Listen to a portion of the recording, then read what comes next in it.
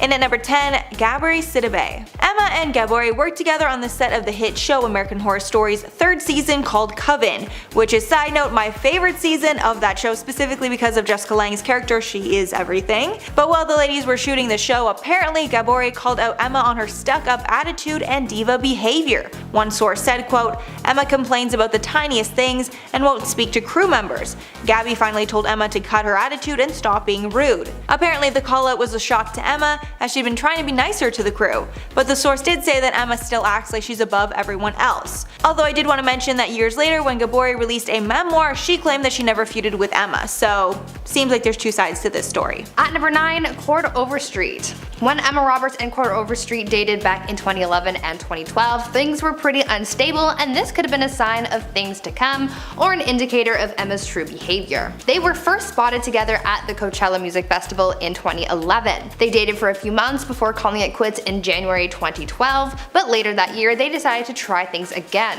At the time, sources said that they were pretty happy together, with one news source saying, quote, "Ultimately they enjoy spending time together and they wanted to give it another shot. They make each other laugh and they are both very supportive of one another's successes," end quote. However, just over a month after getting back together, Cord and Emma ended things for good.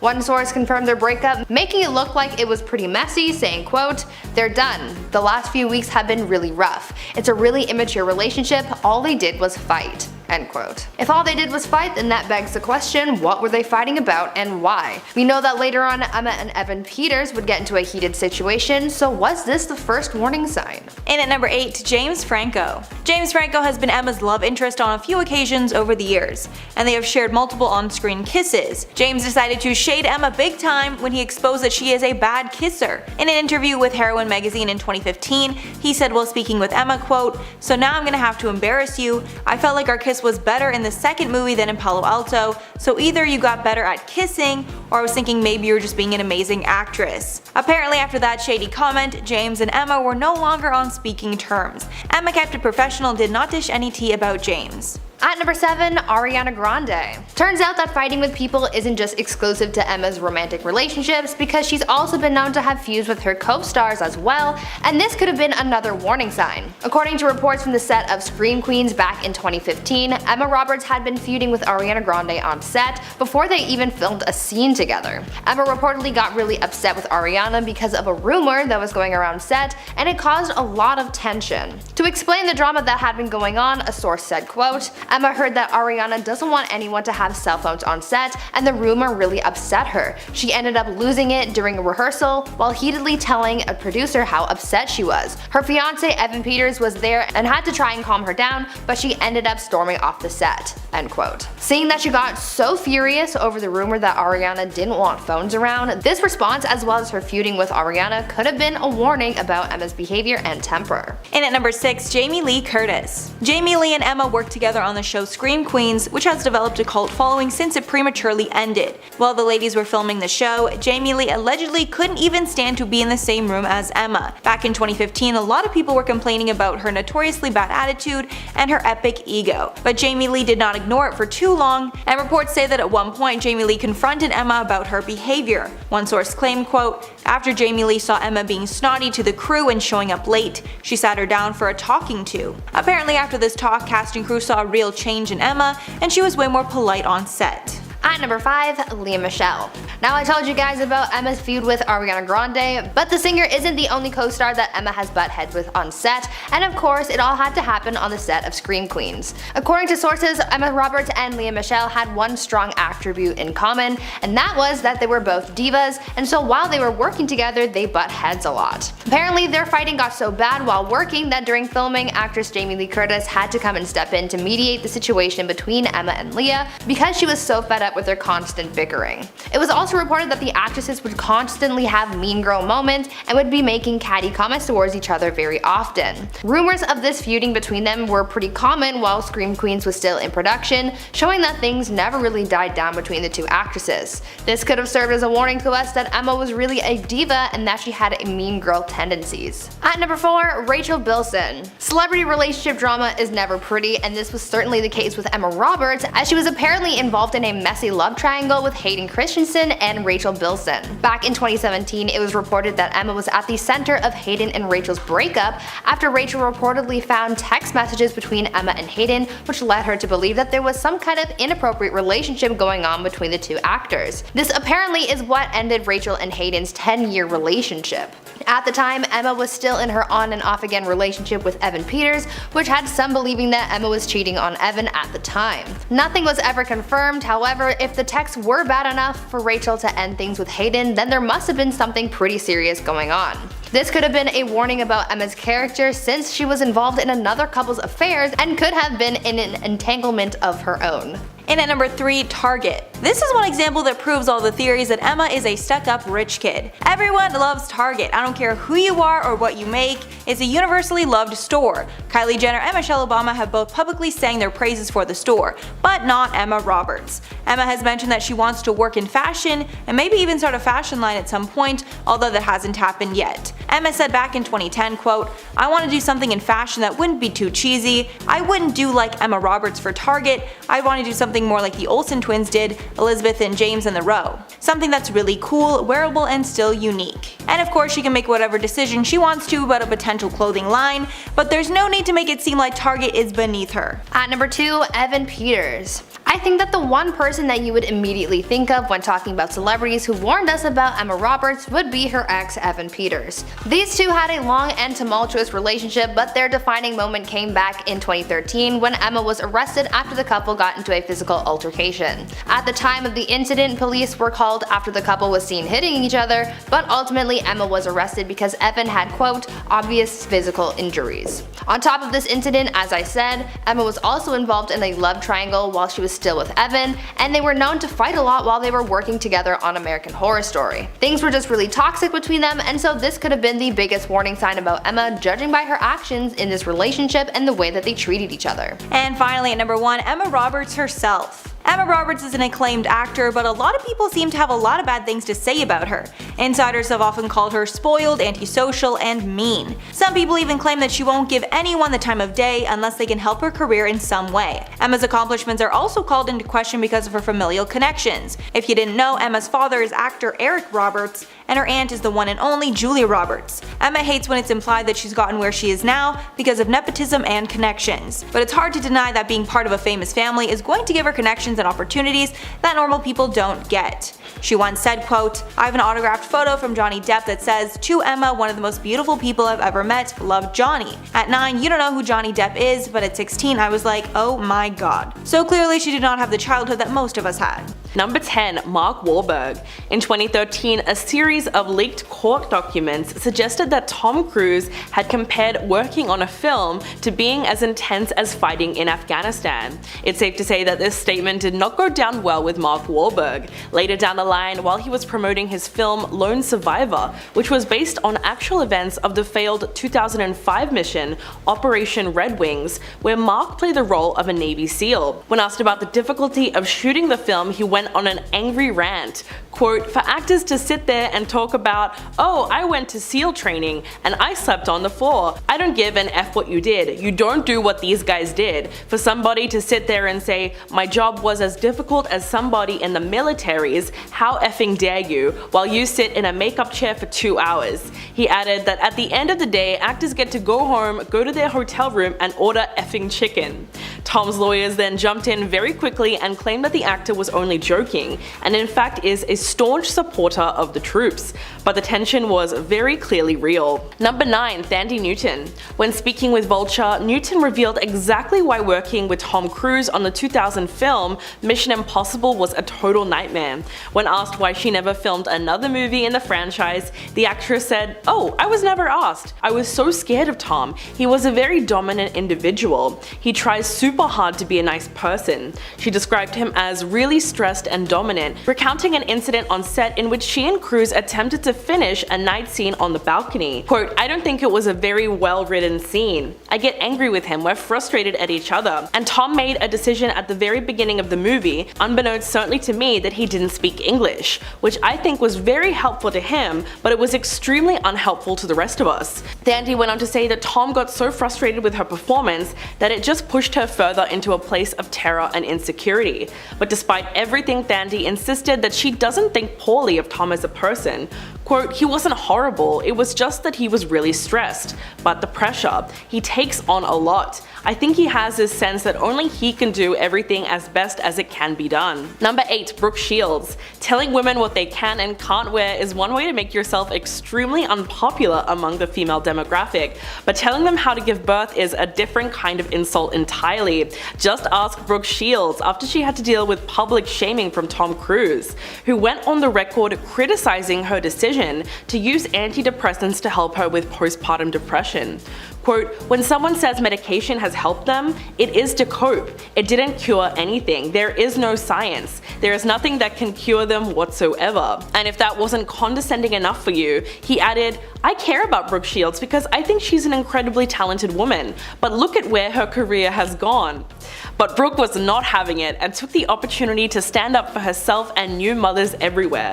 She said, "Tom should stick to saving the world from aliens and let women who are experiencing postpartum depression decide what treatment options are best for them." Adding that, "I'm going to take a wild guess and say that Mr. Cruise has never suffered from postpartum depression." She called his comments a disservice to mothers everywhere and said that if any good can come of Mr. Cruise's ridiculous rants, let's hope that it gives much needed attention to a serious disease. Number 7. Brad Pitt.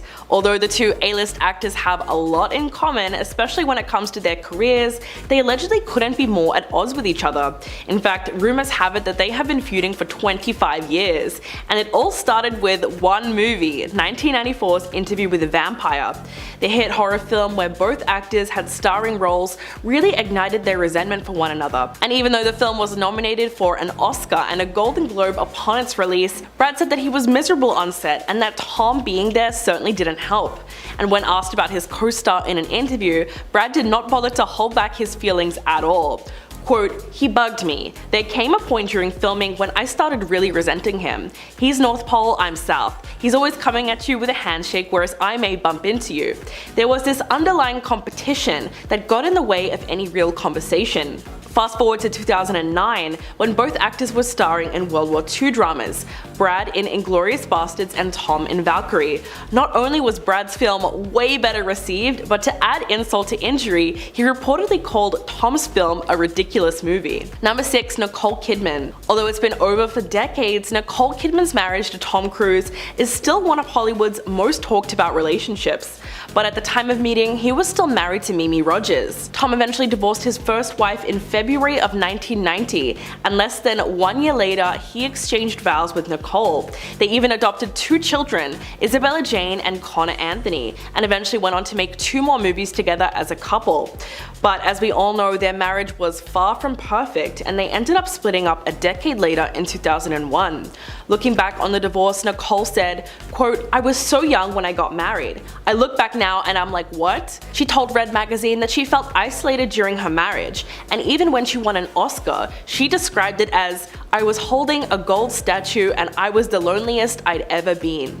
The divorce took Nicole by surprise, and it got very messy very quickly with the custody battle. In the end, Tom allegedly turned her children against her, as he was granted full custody of their kids, and ended up raising both of them to be Scientologists.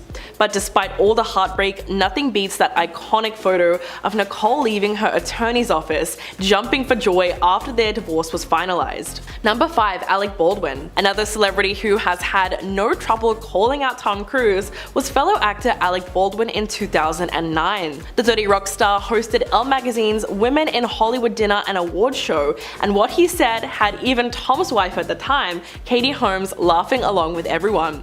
The actor joked about coming up with a solution to the disproportionate salaries between men and women in Hollywood, and then seemingly came up with an idea to solve the pay gap. Quote, "I believe we can balance the scales if Tom Cruise would lower his quote by a mere $29 million. I realize this may be a little bit unfair since he's not here to defend himself, and I really don't want to put all of this on one man, but if I had to, that man would be Tom Cruise." He went on to assure the audience that his own salary was nothing compared to Tom's. In fact, his annual salary, as he said, is the budget for mints that were featured in one of his movies. But as the saying goes, there really is a grain of truth in every joke. According to Variety, the actor is expected to earn $100 million or more from his new movie Top Gun Maverick, which would be one of the biggest paydays for an actor for a single movie ever. Number 4. Leah Remini. A former longtime Scientologist, King of Queens star Leah Remini opened up about her experiences in the church in her 2015 memoir Troublemaker, much to the disdain of Tom Cruise. In her book, Leah also made some shocking allegations about several well-known Hollywood celebrities. In fact, she recalled a time that she and her husband, Angelo, spent time at Tom Cruise's Beverly Hills mansion when he invited a group of well-known Scientologists and other celebrities including Will and Jada Pinkett Smith. He announced to all the guests that he wanted to play hide and seek and pressured everyone to join in. Remini also explained another bizarre incident when Tom had a meltdown over cookies. Quote, once he wanted to make cookies and there was a package of pre-packaged cookie dough on the counter. He asked, guys, where's the cookie stuff? Tom seemed like a child who had never been told no, and he screamed at his assistant. And when Top Gun Maverick came out, Remini cautioned fans about supporting him, saying, don't let the movie star charm fool you. And no, I will not watch the movie, nor will I ever support or approve of this scam of a man. So she's clearly not one to forgive or forget. Number 3. Katie Holmes. Back in 2012, the former Hollywood power couple Tom Cruise and Katie Holmes announced to the world that they were getting a divorce after 6 years of marriage. News of the A-list split sent shockwaves through the world of show business and sparked waves of rumors and speculation as to why the pair decided to call it quits. After a whirlwind romance, the couple got married in a luxurious Italian wedding ceremony and welcomed their first child together, Sheree Cruz. So their divorce came as a shock to everyone. The major reason was allegedly Katie's aversion to raising their daughter in Scientology. Tom basically confirmed this during a 2013 deposition, admitting that this was one of the reasons that his ex-wife filed for divorce.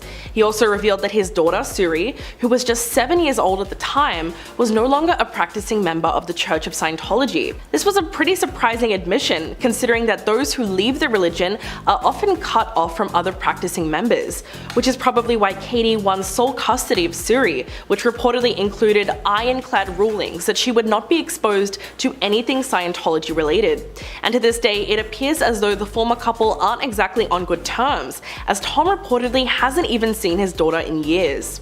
Number 2. Mickey Rourke. In a new interview with Piers Morgan Uncensored, the boxer turned actor was asked about Tom Cruise, and he made it quite clear that he wasn't a fan at all. It was mentioned that his new movie, Top Gun Maverick, made over $1 billion at the box office, and Rourke said, that doesn't mean jack to me. This guy's been doing the same effing part for 35 years. I got no respect for that. Rourke went on to list some of the actors whose careers he does enjoy and admire, unlike Tom's. And when Morgan asked whether or not he thinks of Cruise as a good actor, Rourke just said, I think he's irrelevant in my world. And back in 2005, when Tom criticized Brooke Shields for taking antidepressants, Mickey spoke out against him then. Quote, my therapist saved my effing life and my career. I don't care what Tom Cruise says about therapy. F him. Picking on poor Brooke Shields. People need medicine and they need therapists. Let the Scientologists go effing live on a planet of their own. He was referring to the fact that Scientologists strictly oppose psychiatry and therapy as it goes against their core beliefs. So he's made it pretty clear that he doesn't think very highly of the Hollywood star. And coming in at number 1, John Travolta. Both are active, high-ranking members of the Church of Scientology, but it has been since revealed that the two are not exactly friends. The truth came out when a former bodyguard from the church, Brendan Teague, revealed in 2018 that John Travolta was furious when Tom achieved the highest honor in the organization in 2008. He was awarded the Freedom Medal of Valor from the leader of the organization, David Miscavige. This award is only given to its most dedicated member. John was also said to be frustrated over the fact that Tom has become a major player in the church, and to this day is one of the best known members in the world. Brendan Teague claimed that this event left Travolta feeling extremely jealous. Eventually, he grew so angry that he decided to express himself and wrote a scathing letter to Miscavige, which reportedly included the question, what the hell was this medal all about? The reason being is that the actor believed himself to be the most dedicated member of the church, and had allegedly introduced more members than any other celebrity. So when he was passed over for the award, John began to despise Tom. It didn't help that only 2 years earlier, John wasn't invited to Tom's wedding with Katie Holmes, so their relationship was already rocky to begin with. First up, of course, we have Chris Rock. The person who has shown the world the true dynamic of the Smith family is definitely Chris Rock. After Will smacked Chris on stage at the Oscars, the world got to see a different side of Will, and it was shocking. While comedian Chris Rock was speaking to the crowd and taking some dig at the celebrities in the audience, Rock decided to take a jab at Jada Pinkett Smith, and I'm sure you know what happens next. Chris said, quote, "Jada, love you, G.I. Jane 2, can't wait to see it," referencing her almost bald head, because in the movie G.I. Jane, the lead actress Demi Moore had a shaved head. Jada has been open about her struggle with alopecia, and that's why she shaved her head that night. Immediately after the joke, Will Smith decided to get up, interrupt the broadcast, and slap Chris Rock in the face for millions to see. Chris looked stunned and was not sure exactly how to respond. Will then walked back to his seat and yelled, quote, "Shut your mouth, keep my wife's name out of your effing mouth," twice.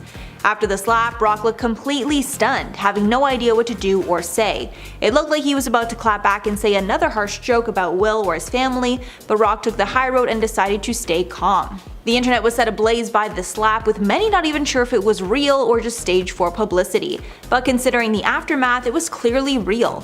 Although many pointed out that Will actually laughed at the joke moments before deciding to get up and slap Chris Rock. After this event, many are accusing Jada of wearing the pants in their relationship and manipulating Will to do her dirty work for her. There's a chance that he was simply defending his wife, but many believe that Will knew that if he didn't do something to avenge her honor in that moment, Will would have been in trouble. Even though the event was said to be the biggest night of Will Smith's life, which definitely it was, just not in the way that he wanted. Next up, August Alsina. After the infamous Oscars slap, old reports that Jada had cheated on Will in the past resurfaced. The pair have spoken about how they are in an open marriage, so we are not sure if it was really cheating or not, but Jada admitted she was in a quote entanglement with rapper August Alsina during a break with her husband. During the Red Table Talk segment where they spoke of the affair, Will looked visibly angry about the situation and pushed Jada to confirm that she did have a relationship with August. After admitting to cheating, she did not apologize or even seem remorseful. She instead deflected, saying, quote, "I was in a lot of pain, I was very broken," saying she only wanted to help August, but it turned into a relationship. Alsina had been introduced to Jada by her son Jaden at a London music festival in 2015. Insiders stated that August became like a member of their family, even going on vacations with them and staying in their mansion. August is 21 years younger than Jada, and he claimed that Smith had actually given his blessing to have an affair with his wife, an allegation that Jada has denied. Will also reported that he had affairs with other women during this time. He was rumored to have slept with co-star Margot Robbie. Many believe that Will's insane reaction to the joke is proof that he is in a toxic relationship with his wife, because he completely embarrassed himself on the biggest night of his life, all because of a bad joke. Even though it doesn't seem like Jada is ashamed of anything she did, it is strange that she tried to deny it, then downplayed it when she could not brush it off anymore. And without August coming forward, we would have never known about their strange relationship. Margot Robbie. Jada most likely hates actress Margot Robbie because it was rumored that Margot and Will had an affair while they were filming the movie Focus. But that's not all. Jada has also admitted that she has a bias against white women with blonde hair, which we assume attributed to this dislike. In 2018, Jada made headlines when she admitted on Red Table Talk that she has a racial bias, specifically admitting that she has a problem with blonde white women, saying on the episode, quote, "I do have my own biases, specifically with blonde women. Blonde hair on white women just triggers me, and I've had to catch myself." Pinkett Smith even admitted that she second-guessed doing interviews with blonde women in the past because they remind her of the type of kids who used to tease her in school. But Jada has worked hard to fix this bias and even admitted that white women still do face oppression based on their gender, making it easier to relate to them. Next up, Sheree Zampino. Sheree Zampino was married to Will Smith before he and Jada got married. The shady part is that Will and Jada started dating before he and Sheree were officially divorced. Jada's mother, Adrienne Banfield-Jones, dished on Access, quote, "I think initially when Will first called you, I think he was still married or he was just separated, and I was like, he's not available to you."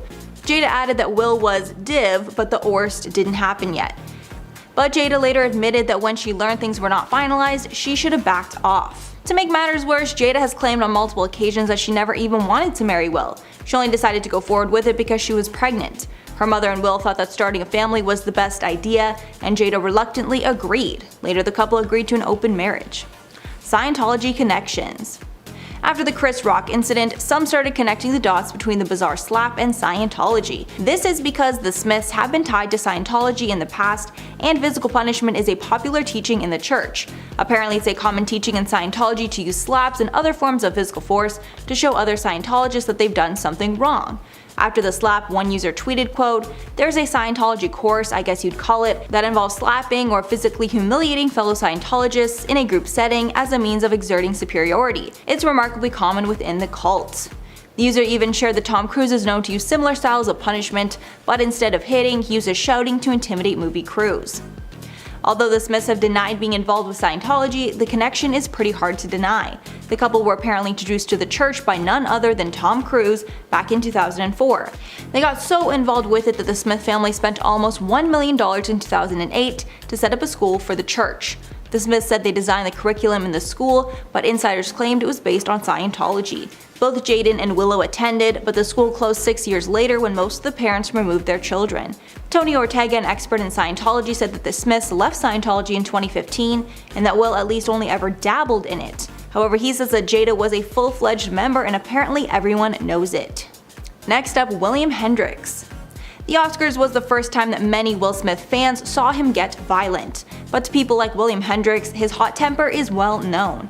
In 1989, Smith spent a night in jail after he hurt a man named William Hendricks so badly that Hendricks almost lost his sight. Even more coincidental, this incident happened days after Will won his first Grammy. I guess he likes to get into altercations around awards season. The charges were later dropped against Will. Will Smith was 20 years old at the time, and after getting in a verbal argument with the producer, decided to make things physical. As per a police report, Smith asked his bodyguard, Charles Alston, to quote attack record promoter William Hendricks, who needed 6 stitches after he fractured his left eye orbit during the altercation. Next up, Sony executives. One of the strangest things about the Smith family is the couple's relationship to their children. The Smiths have been open that they don't use punishment when dealing with their kids, and they pretty much let them do whatever they want. But this parenting style may have backfired, because it's common talk in the industry that Willow and Jaden are entitled brats that nobody wants to work with. Because of their parents, the kids have auditioned for many big roles in the past, but only Jaden has landed roles alongside his father.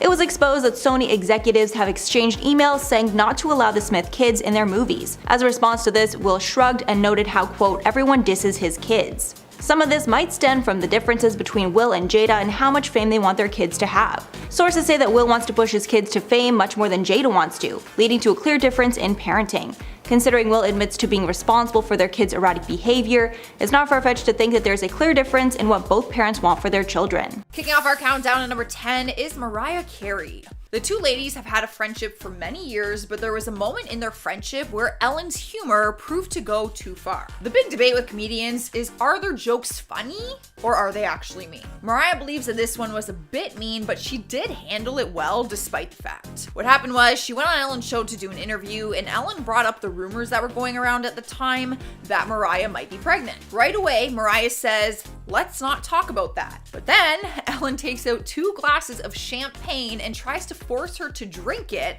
to prove that she's not pregnant. Mariah is hesitant, and it might be because she was in her early stages of pregnancy at the time, and oftentimes females don't want to reveal it because in the first trimester, miscarriages are common. Sadly, Mariah did have a miscarriage and revealed the news later down the road. I personally watched this video and I did not find it funny. I feel like forcing someone to drink alcohol to prove if they're pregnant or not, like, I get the joke, but probably not a good one, Ellen. Up next, number 9 is Dakota Johnson. Back in 2019, the actress sparked a fire on the internet after she went on the Ellen show for an interview. The two of them have had this ongoing debate on whether or not Ellen has been invited to Dakota's birthday parties. In 2018, Dakota admits that she didn't invite Ellen because she didn't know that she would want to be invited. So she invited Ellen in 2019, but Ellen didn't show up and gave no explanation. But when Dakota went on her show, Ellen called her out and said that she didn't invite her to her birthday party again. The tension was super awkward to watch, I'm not gonna lie. And Dakota says, actually, no, that's not the truth, Ellen. Ask everybody. Ask Jonathan, your producer. Ellen's producer live ends up confirming that she was invited and didn't go. You can tell that Dakota was not taking Ellen's this time and was making sure that everyone knew that she was invited. Not sure why Ellen was trying to make it look like she wasn't, but the whole thing was super, super awkward. Like, I wish they could have just removed that whole part from the interview. Swiping the number 8 spot is Mark Ruffalo. You're probably wondering what the hell kind of beef he has with Ellen. It all just seems very random, not gonna lie, and it kind of is. Remember when the world went to a frenzy because Ellen was sitting with George Bush at a Dallas Cowboys game? She received a ton of hate for it, but did a monologue on her show where she said that they are friends despite their different beliefs. Like she always does, she spoke about kindness and said that she chooses to be kind to everyone. But Mark didn't agree with that and let his feelings out in a tweet. He wrote, "Sorry, until George W. Bush is brought to justice for the crimes of the Iraq War, including American-led torture, Iraqi deaths and displacement, and the deep scars, emotional and otherwise, inflicted on our military that served his folly, we can't even begin to talk about kindness." Clearly, he does not agree with Ellen's decision on who she chooses to have in her friend circle. Rolling into number 7 is Kelly Ripa. She was one half of the morning show's favorite couples. Her and Michael Strahm were co-hosting Live with Kelly and Michael from 2012 to 2016. But then Michael suddenly announced that he was leaving the show to join ABC's Good Morning America, and his relationship with Kelly began to crumble. Most hosts decided to remain neutral on the conflict, but Ellen invited him on her show, which hurt Kelly's feelings. Source said that Kelly was livid and said, I quote, "Cozying up with Michael was like telling the world she had taken his side and she was taunting Kelly." People had different opinions on the situation though. Some believe that Ellen's decision wasn't intentional, while others thought that she knew what kind of outcome would come from it. Moving on to number 6 is Kathy Griffin. Alright, so they've had drama for a while now apparently. It's been an ongoing feud and it all comes down to whose side of the story you will believe. In 2016, she published a tell-all book called Kathy Griffin's Celebrity Run-Ins, My A to Z Index. In the book, she dished out dirt on about more than 100 celebrities, and Ellen was one of them. She wrote, "I'm almost positive a certain beloved daytime talk show host once had me kicked out of a backstage dressing room at the Emmy Awards. I can't prove it, but this person, who has short blonde hair, has a mean streak that all of Hollywood knows about." But Ellen denies the story and says that Kathy is the mean one. Rumors were claiming that Ellen banned her from her show, but Ellen spoke about it during the interview and said, "I didn't ban her from the show, because first you have to be on the show to be banned." Shots fired. Ellen is sassy. Halfway into our list, number 5 is Caitlyn Jenner. Back in 2015, Caitlyn went on Ellen's show and made a shocking confession, or so it seemed. During her interview, Ellen asked her what her stance was on same-sex marriage, and she said that there was a time that she did not support it. Ellen fired back at her immediately and made it seem like she wasn't supportive of the LGBTQ community. And then, after the interview, Ellen took shots at Caitlyn while talking on the Howard Stern show. She said she was unfairly passing judgment about gay people and marriage. But it turns out that that wasn't the case, and Caitlyn was not happy that she was trying to paint her in that light. Caitlyn opened up about the full story and said that she had actually talked to Ellen on the phone prior to taping the interview and convinced her to discuss her shifting stance on marriage equality. But then Ellen kind of flipped the switch on her during the interview and made it sound like she was against it. That all does seem pretty sketchy. And at number 4 is Joan Rivers. The icon has passed away and is not able to speak on her side of the story anymore, but Kathy Griffin chose to tell it, which is also one of the reasons that her and Ellen still aren't very friendly with each other. Kathy opened up to Variety and said, "One of the things that really hurt Joan, and we talked about it at our last meal together, was that Ellen always shunned her and Ellen thought she was vulgar and not funny." Apparently, despite all of their drama, Kathy still reached out to Ellen to check if she was going to do a tribute for Joan after she died in 2014, but claims said that Ellen did not want to. Kathy finished her story by saying that she wished Ellen would have celebrated her more because she has such an incredible platform, and Joan was the one who broke the glass ceiling for women talk show hosts. so she should have gave like a really nice tribute to her, is what most people believe. Coming into number 3 is Nikki Tutorials. The YouTuber went on Ellen's show for an interview earlier this year and was quick to go on the internet and start sharing how bad her experience was. Like Ellen, Nikki's also a big influence in the LGBTQ community after coming out as transgender on her channel. Before her interview, she gushed online about how excited she was to go on the show because she was a big fan of hers. But after the airing, she said that Ellen didn't even say hi to her before going on stage and said that the whole experience just felt very cold and distant. She also admitted that she didn't even have a place to go to the bathroom, claiming that the closest bathroom to her was reserved for the Jonas Brothers and that she was not allowed to use it. I feel like that's kind of illegal. Where was she going to the bathroom then? Swiping the number 2 spot is Susan Sarandon. She too did not agree with Ellen's speech about being friends with George W. Bush. When Ellen spoke about the controversy on her show, she said, "I have friends who don't think the same things that I do. When I say be kind to one another, I don't mean only the people who think the same way you do. I mean be kind to everyone." Susan tweeted a response and posted a quote from Out magazine saying, "But missing the point entirely, DeGeneres framed the issues as simply a matter of her hanging out with someone with different opinions, not a man repeatedly accused of being a war criminal." Clearly, I just think that everyone's gonna have their own opinion on that situation. If Ellen can pick and choose if she's friends with George Bush or if she's not. Yeah, I feel like that everyone's gonna have a different opinion on that. And I'm gonna keep mine to myself. In the number 1 spot is Kevin T. Porter. You know things are bad when a comedian offers donations online in exchange for stories about Ellen being one of the meanest people alive. His words, not mine. That is right. Kevin tweeted out that he would donate to Los Angeles Regional Food Bank if people would share a story when Ellen was mean to them. He quickly got over 2,000 replies with people sharing stories of her being rude. He was wanting to show everyone that Ellen is not what she appears to be and thought if people could see all of these stories at once, it would help shed some light on that. He was exchanging $2 for every story, but then it got hard to tell which stories were real or not, so he just donated $600 and then attached the screenshot of his receipt. So he actually did donate the money. However, I feel like you are going above and beyond to try and expose someone for being mean. And isn't that kind of mean? Starting off this countdown, we have the tabloids. According to a number of big news tabloids, Millie Bobby Brown has actually changed a lot because of her success with Stranger Things. There's a side of her that we don't get to see, but they do when conducting interviews. One source revealed, and I quote, "Brown was cool, aloof, and downright rude during promotional events for season 3 of Stranger Things. So much so that her publicist had to give her a little lesson in how to deal with media and fans." Well then, that's pretty awkward. Coming in at number 9, we have David Harbour. The bond that Millie's character Eleven and David Harbour's character Jim Hopper have on screen is incredibly beautiful. They are very close and share a deep love for each other. It's safe to say that in the show, they both saved each other in different ways.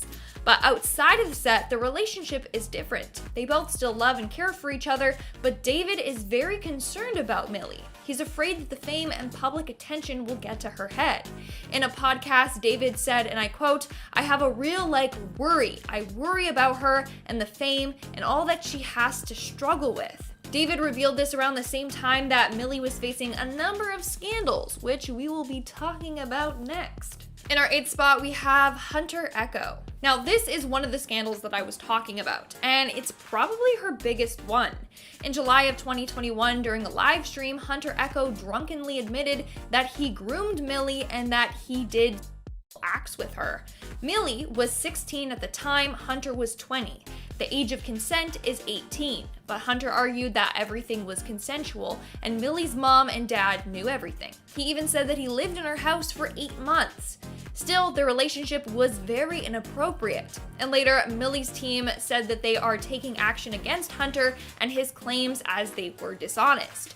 Either way, Hunter had some nasty things to say about Millie. In the end, he got himself in big trouble instead of exposing Millie. In our 7th spot today, we have Drake. Now, this is another pretty weird controversy that Millie was involved in.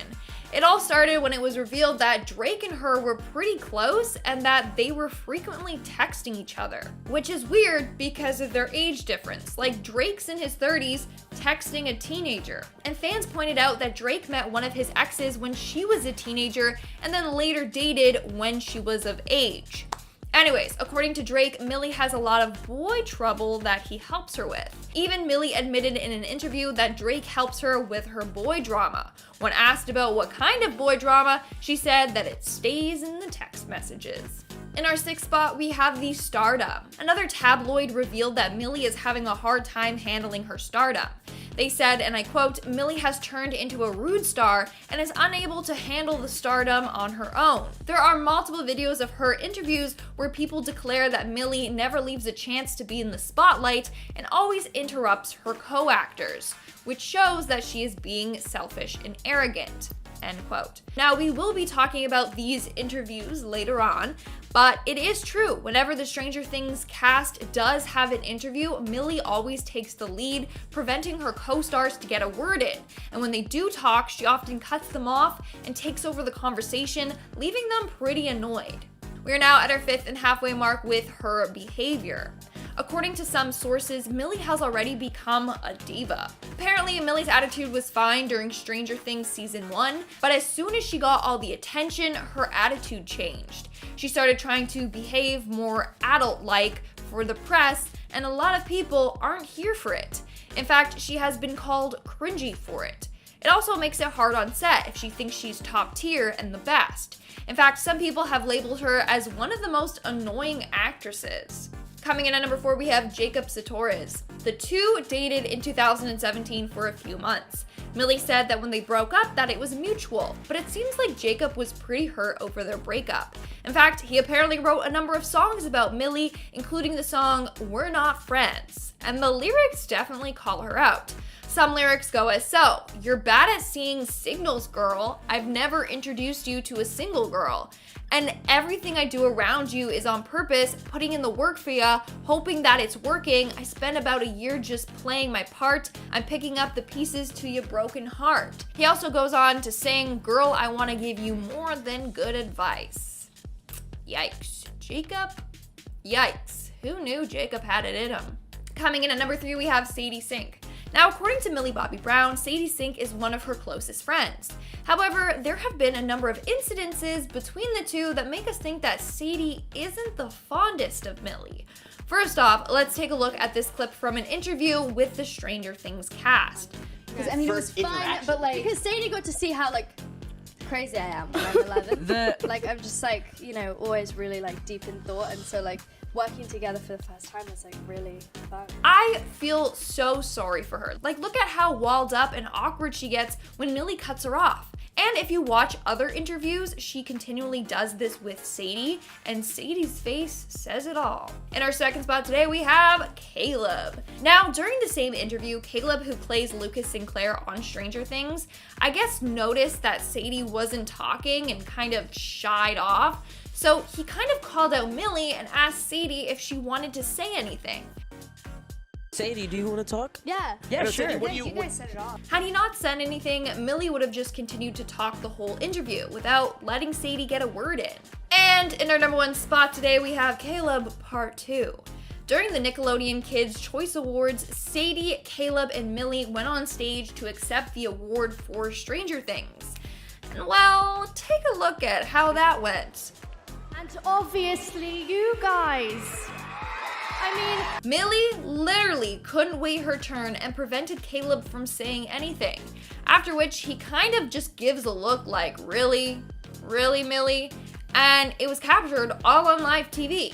Also, Millie doesn't even turn to apologize or anything. I don't even think she realized that he tripped in the back. First up, we got Normani. Following her split from girl group Fifth Harmony, it's safe to say that none of the other 4 members like Camila very much, but Normani has been the most outspoken against her. This is because, among other things, an old text message conversation between Camila and a friend was leaked, where Camila laughed at the friend referring to Normani as the N-word. To make things worse, an old Tumblr account of Camila's was also exposed, showing Camila using racist language like the N-word on multiple occasions, along with making disturbing jokes, like one post joking about Rihanna and Chris Brown's domestic abuse case.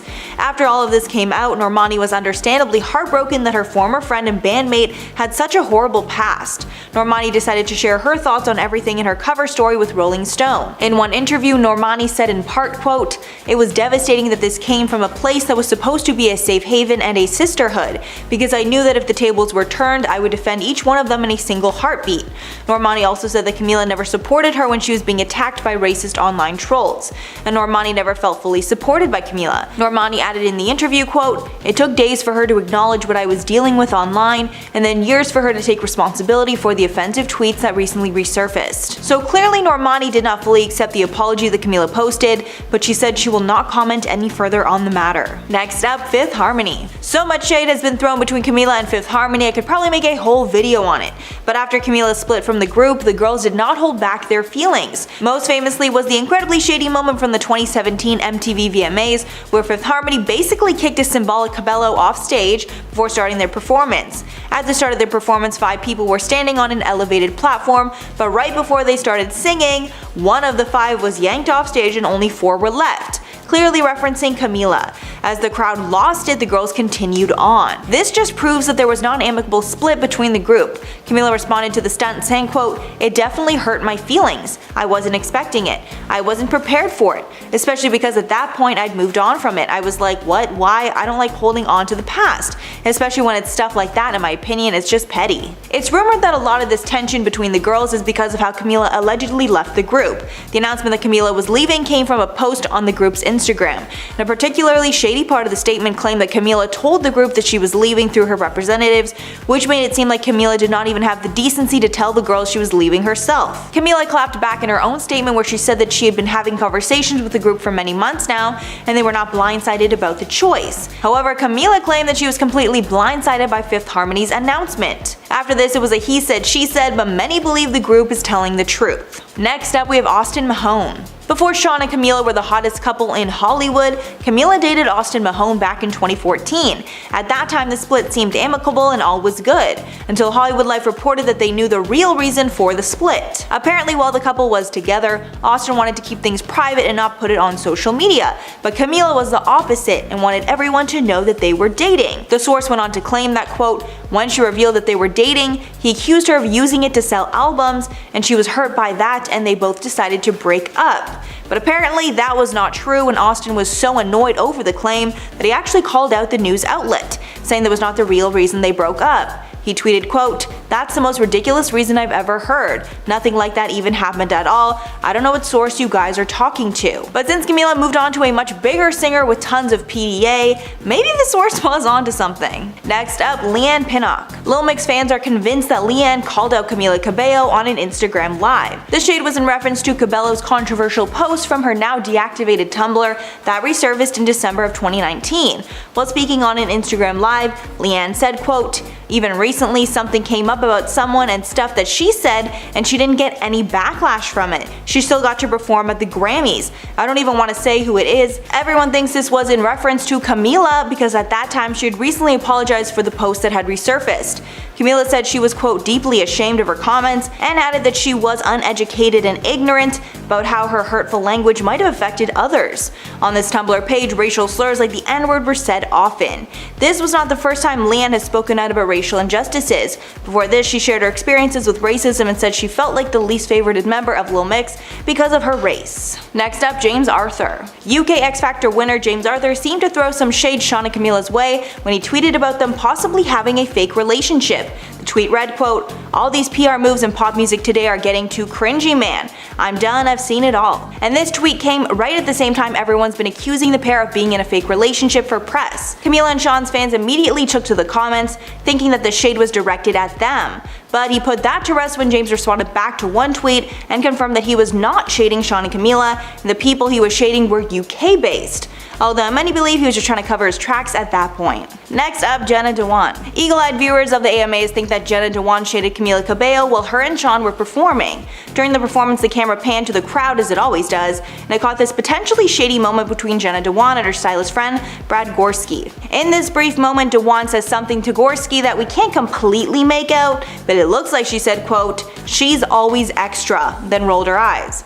After the clip went viral, Jenna took to Instagram stories and claimed that she never said that, but rather said something along the lines of, "She's so good." Gorski, who was also in the car with her, added, quote, "Guys, we were bumping and grinding so hard to Senorita, we're obsessed." So I guess y'all can decide for yourselves what she said. And finally, Camila herself. Nobody has exposed Camila Cabello better than herself. She's been exposed for countless racist actions. One I brought up earlier was when Camila said the N-word in a conversation with her friend, and then laughed when this friend referenced Normani as the N-word. Then there are a slew of racist posts that were discovered on Camila's old Tumblr page. The posts were mostly shared in 2012 when Cabello was 14 and 15 years old, which was the year the Fifth Harmony formed. One gift she shared mocked and stereotyped a black child and a black female athlete. These posts also made references to offensive stereotypes about black people, such as KFC and watermelons. Many posts even featured the N-word, and some posts made fun of black, Asian, and Mexican people. Another post accused Taylor Swift of slut-shaming and Rihanna of wearing a little to no clothing. It also made fun of Bruno Mars, Nicki Minaj, and other rappers, so clearly a lot of stuff. Most of the content on the page was not created by Camila, but she reblogged it onto her public page for her fans to see. She also used the N-word when she publicly answered a question on her Tumblr page. After this was all exposed, she apologized on Twitter. She said in part, quote, "When I was younger, I used language that I'm deeply ashamed of and will regret forever. I was uneducated and ignorant, and once I became aware of the history and the weight and the true meaning behind this horrible and hurtful language, I was deeply embarrassed I ever used it." However, many did not accept the apology and didn't believe that she didn't know what the words meant. First up, we got Elliot Page. Elliot Page might be the only person that has directly called out Chris Pratt for his affiliation with the controversial Hillsong Church. Pratt spoke about the church with Stephen Colbert on his show, opening up further about his spirituality, but his comments did not sit well with Page, who took to Twitter to call out Pratt. Elliot tweeted, quote, "Okay, but his church is infamously anti-LGBTQ, so maybe address that too?" Adding in a follow-up tweet, quote, "If you are a famous actor and you belong to an organization that hates a certain group of people, don't be surprised if someone simply wonders why it's not addressed. Being anti-LGBTQ is wrong, there aren't two sides. The damage it causes is severe, full stop, sending love to all." After the situation got tons of media attention, Pratt took to Instagram to share his side of the story. Pratt wrote in part, quote, "It's been recently suggested that I belong to a church which hates people and is infamously anti-LGBTQ. Nothing could be further from the truth. I go to a church that opens their doors to absolutely everyone," adding that he's not the spokesperson for the Hillsong Church or any other group of people. And even though this is the most public feud that Pratt has been in regarding his support of LGBTQ people, many users online also allege that Pratt does not support gay marriage either. Next up, Dylan O'Brien. Dylan O'Brien was another star that got involved in the Chris Pratt-Elliot Page drama. After Elliot tweeted out asking Pratt to comment on the anti-LGBTQ nature of the church, Dylan supported that stance and quote tweeted Elliot's tweet, adding quote, "I second this." I don't believe Dylan commented any further on the matter, but he made sure to voice that he also had questions surrounding the inclusivity of the Hillsong Church. Next up, Anna Faris. Anna Faris and Pratt are now divorced, but they got married in 2009 and were together until they split in 2017. But since their split, Anna has described some things about their relationship that have some questioning Pratt. Speaking to guest Rachel Bilson on the May 3rd episode of her podcast, Anna Faris is Unqualified, Faris said she felt her quote hand was forced in the divorce from Pratt. When speaking about past relationships, Anna said quote, "For me, I think after every breakup, at some point, I realized that there were a lot of things I ignored that I really shouldn't have. In hindsight, it felt like my hand was forced. I don't think it was ever an independent decision." She also described that in her relationship with Pratt, she would never open up about the struggles that she had or the things that she was facing. She also said her lack of close girlfriends made it harder for her to open up about her struggles in her relationship. Faris added quote, "I think it stunted me in a lot of ways, one of them being that I never talked about any issues, so to the people even who I was closest to, I'm sure things were more transparent with my relationship with Ben, but with Chris, I think we both protected that imagery even within our close circles." Basically saying that they both protected their image rather than actually working through their issues. Next up, Brie Larson. Brie did not directly call out Chris for anything, but Brie Larson was the catalyst that showed us just how sexist Hollywood can be. During the infamous scandal where the internet unanimously voted that Chris Pratt was the worst Chris, Pratt's Marvel co-stars like Mark Ruffalo and Robert Downey Jr. made a point to defend him against the hate. Both men, along with other MCU actors, jumped in to defend Pratt and share their positive stories with him. And although that support was deemed innocent at the time, it was then questioned why women like Brie Larson don't get the same treatment. After Brie Larson spoke out about diversity in the Marvel Cinematic Universe, saying that the MCU needed to be more diverse, she got intense backlash from Marvel fans, and the only MCU star that defended her at the time was Don Cheadle. Many took this to be blatant sexism. Next up, Jason Momoa.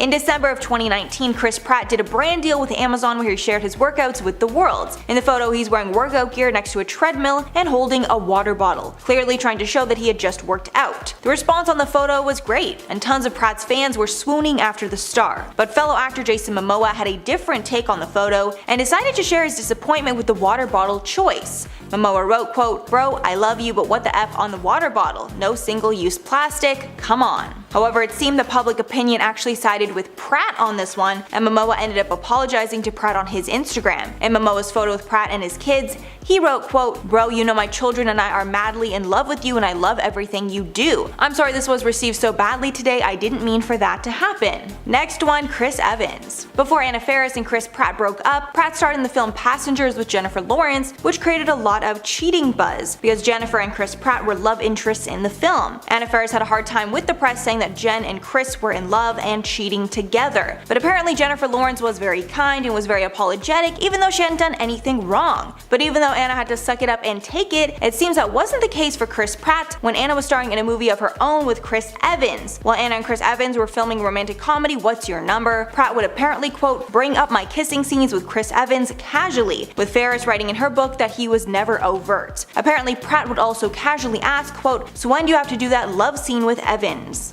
And finally, Chris Pratt himself. The person that keeps getting Pratt in the most trouble is himself. I think over the years he has toned down on anything controversial, but there is a reason people assume he is a Republican and a Trump supporter. One thing that raised a lot of eyebrows was when he wore a top with a mashup of a Gadsden flag, which was designed during the American Revolution, and a modern US flag. The Gadsden flag involves a coiled rattlesnake over a message that reads, "Don't tread on me." The message has been used in a variety of ways over the years, but it's also been adopted by far-right political groups and Second Amendment supporters. So when Pratt decided to wear it out in 2019, many felt this was more proof he is a Republican. One person even tweeted about the shirt, quote, "nice shirt. Only people I see with that flag are alt-right racists." Pratt also got a lot of heat for not attending a Joe Biden fundraiser ahead of his election, even though the entire Avengers cast was in attendance. Many felt this was more proof he was supporting Trump in that election. Alright guys, so that's all for the list today. Please leave your thoughts on anything I mentioned below. But before I go, I'm going to shout out some comments from part 3 of top 10 actors who ruined their careers in a matter of seconds. Prep for It said, "All celebs need to remember that the spotlight can shine a lifetime or just for a moment, so enjoy it while you can." Totally, they shouldn't be so entitled because honestly, as fast as you can become famous these days,